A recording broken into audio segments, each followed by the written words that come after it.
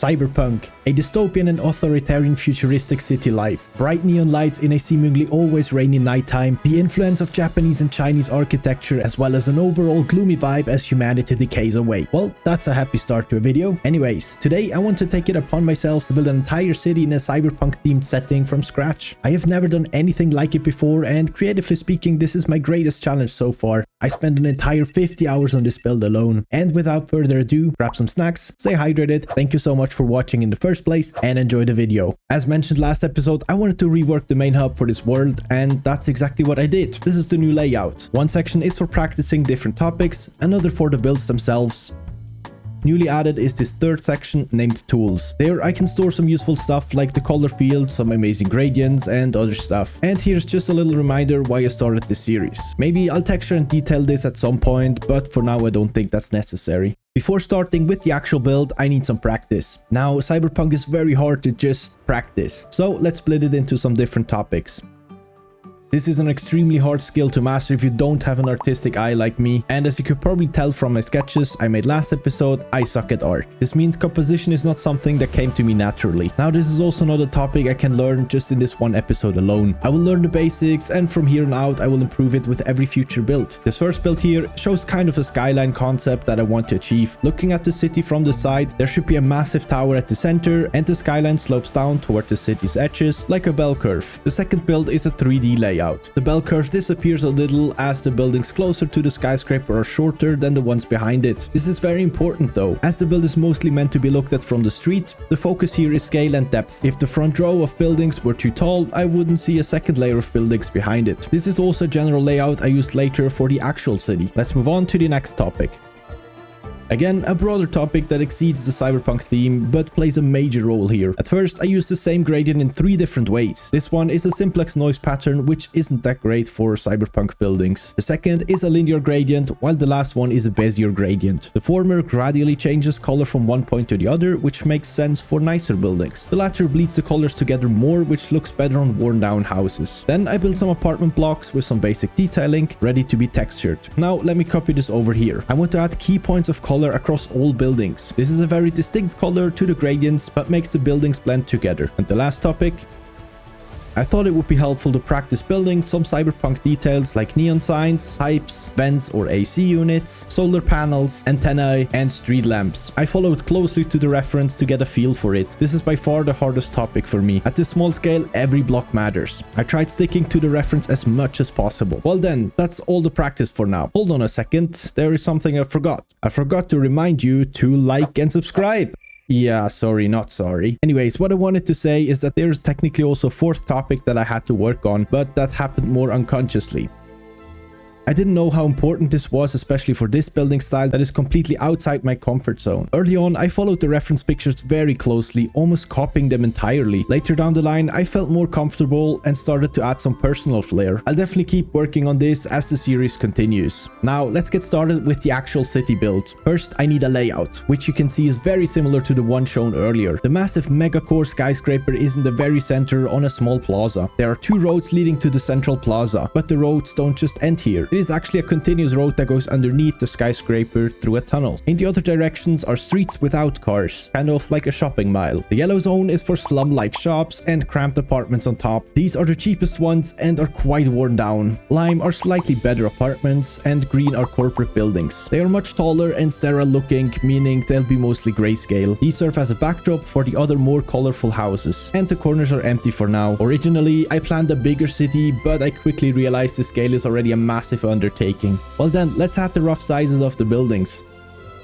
The apartment buildings are the shortest as they are slightly better to live in. That means they are less cramped than the other ones. Behind are the corporate buildings. The brown bridges are high trams that connect all the corporate buildings together because, you know, they are the richer people and they wouldn't want to be down in the filthy streets, so they can go around without meddling with the peasants in the slums. And the medium-sized buildings are, as mentioned before, the shops on the bottom and small apartments on top. And of course, the megacore skyscraper at the very center. This is the largest company in the city that holds all the power in this authoritarian dystopia. I also pre-assigned the purpose to the shops already, but I'll go over all of them once they're fully built. So let's get started with detailing and texturing.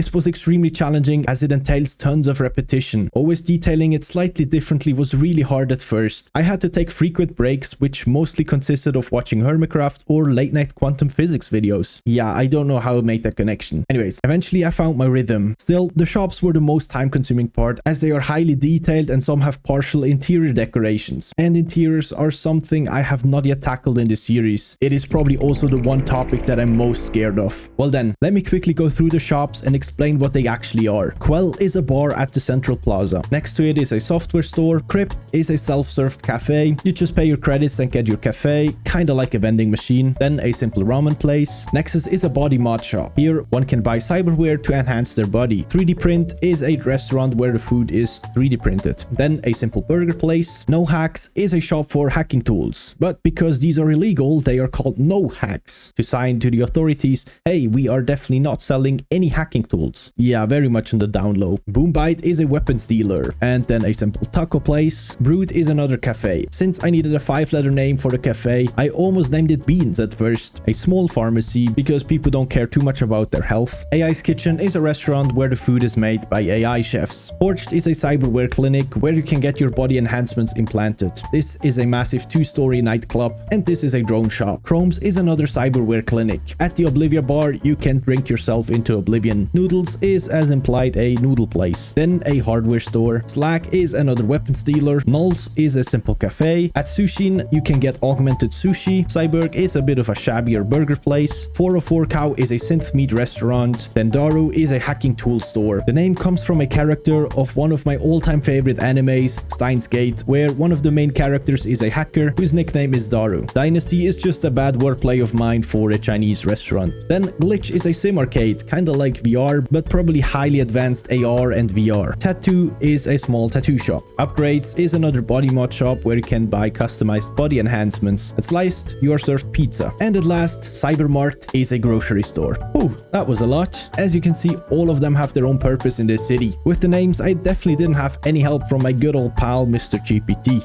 Anyways, after hammering out all the shops, the apartments, and corporate office buildings, I can move on to the high trams. These are pretty simple.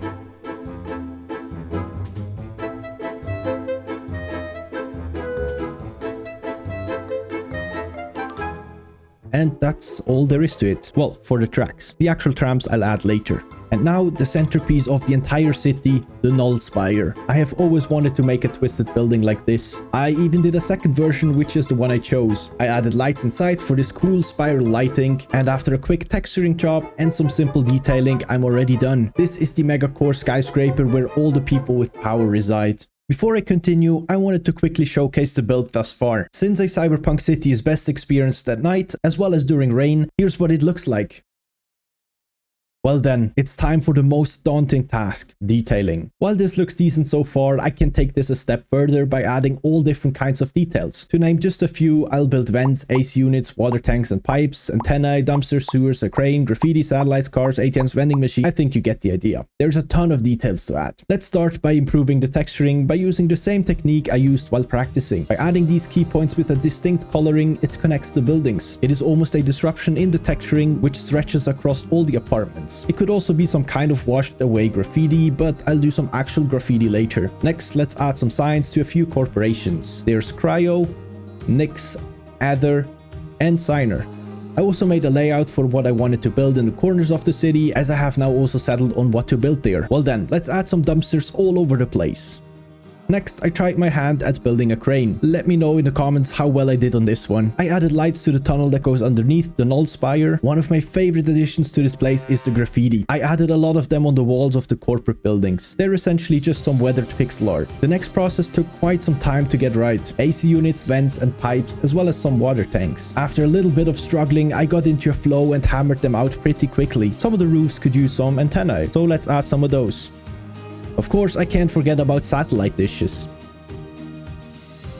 For the empty road, I need some cars. These are heavily inspired by my reference pictures, as I am terrible at building vehicles. Still, I at least designed the high trams myself. Since these need to be in great shape, I don't need too much detailing on them for a cleaner look. Well then, it's time to tackle the corners. Let's start with some tents. The less fortunate people live in this area and warm themselves around campfires. And I almost forgot to add a floor. Let's add 2 simple factories on this corner. Of course, they need some chimneys with smoke coming out of them. Next is the junkyard. There are some piles of trash and a broken down car. For some reason, I really like how this one turned out. As for the last corner, there is the black market. The shops / tents are more low-key and simple. Then I added cracks in the floor and litter all over the city. I built ATMs on the plaza and vending machines in the alleys. And finally, all that is left is the edge of the streets. At the end of the main road, I added torii gates. Since Cyberpunk is influenced by Japanese architecture, this traditional gate made for a great exit out of the city. For the smaller streets, I built a simple entrance to an underground metro station. Well, I lied. There is one more thing I want to build. I don't want the edge of the map to just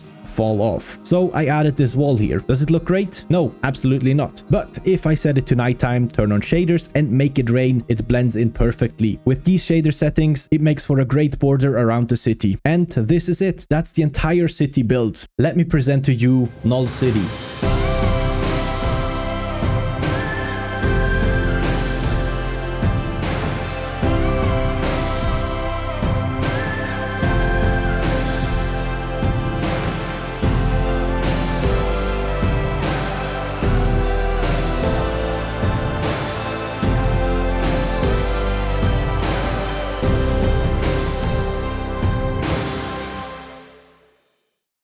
I hope you liked the build just as much as I do. Still, as always, I want to give my final thoughts on the build. In terms of the topics I put my focus on, I think in the composition department I have learned some basics. I tried to frame the skyscraper in perfect view as the focal point and the torii gate or metro station as an end to the city when looking the other way, but I still have a long way to go. Texturing has become substantially better than before. I am more comfortable using some weirder and niche blocks in my palette, but again, I still have a lot of room for improvement. As for the detailing, I am not too sure. I definitely learned a little bit about detailing in a cyberpunk themed style, but I had to follow closely to the references I used. So a lot of the details are not from my own creativity. Still, it is most likely the hardest aspect of the cyberpunk style, at least for me. But I am happy with how everything turned out. Well then, did the build turn out perfectly as I envisioned it? No, but it's a great start into this unfamiliar building style. It is most certainly not my last cyberpunk build. The Harker series? Wink wink. Anyways, let me know down in the comments below what you think of this build. And that's it for the video. It was a real challenge for sure, but a great first step at this new building theme. Well then, make sure to join the Discord server. Don't forget to like the video and subscribe to the channel to help a brother out. I hope you enjoyed the video as always, and I will see you next time.